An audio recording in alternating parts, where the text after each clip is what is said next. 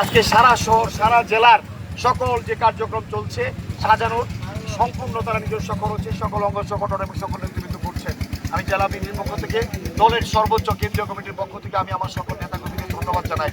প্রিয় নেতৃবৃন্দ, আর 2টা দিন আছে, যার যার যে দায়িত্বগুলো আছে আপনারা সবাই সুচারুরূপে পালন করবেন ইনশাআল্লাহ। আমরা মনে করি আমাদের জন্য সুখের খবর, আনন্দের খবর। সারা কিশোরগঞ্জের মানুষ অধীর আগ্রহ অপেক্ষায় আছে। 20 তারিখে কিশোরগঞ্জে যে একটা জনসমুদ্র হবে।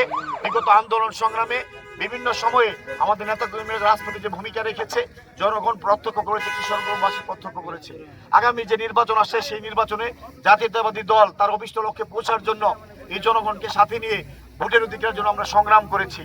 আজকে সেই সংগ্রামের প্রাথমিক বিজয় আমরা অর্জন করতে পেরেছি। পূর্ণাঙ্গ বিজয় এখন আমাদের আসে নাই।